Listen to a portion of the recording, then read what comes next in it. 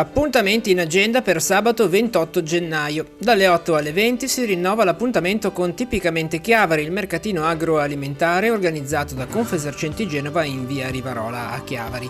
Tornano nelle piazze italiane le arance dell'AIRC per sostenere la ricerca contro il cancro. Per tutta la giornata i volontari saranno presenti a Chiavari in piazza Matteotti. Prima giornata di sbarazzo a Sestri Levante, vendite scontate dalle 9 alle 19 nei negozi cittadini. A partire dalle 9 negli spazi dell'ex officina Camatti a Recco è in programma il convegno Paesaggio e immagini del Golfo Paradiso, dall'arte topografica ai social network.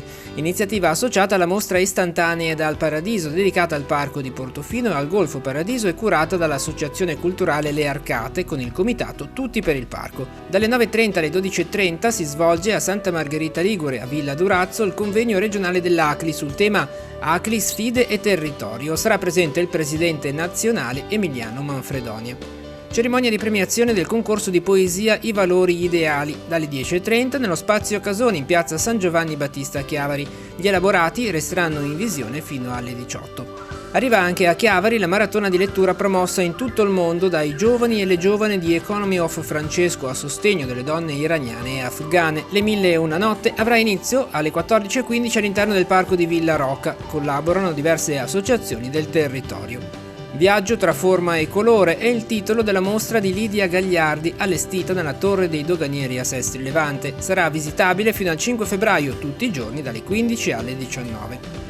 Alle 16 a Lavagna, nella Sala Rocca, Pippo Civati sarà ospite dell'ampia sezione di Lavagna e Valli, Aveto, Sturla e Graveglia per presentare il libro scritto da Liliana Segre, Il mare nero dell'indifferenza, insieme al suo libro Non siete fascisti ma.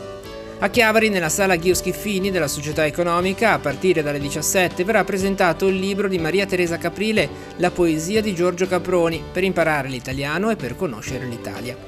Per la rassegna Uomini e Navi, alle 17 al box 51 del porto turistico di Chiavari, Roberto Cervini affronterà il tema Mai dire GPS. Nella Sala Bodi, Palazzo Fasce Rosse a Sestri Levante sarà presentato il libro Cronache di guerra a Genova e provincia di Marco Francalanci. Inizio alle 17, dialoga con l'autore Giorgio Getto Viarengo.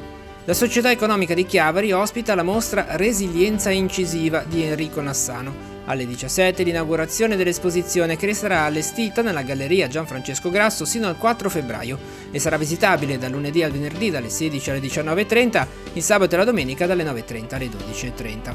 Alle 18 nei locali della libreria La Zafra a Chiavari, Paola Bacigalupo presenta il romanzo di Anna Chisari Il vento dell'Etna, la saga dei Barunetto di Belpasso. Infine a Recco, incontro con l'autore Giorgio Macchiavello presenta il suo libro I giganti dei ghiacciai. Alle 18 nella Sala Franco Lavoratori, introduzione musicale del maestro Eliano Calamaro.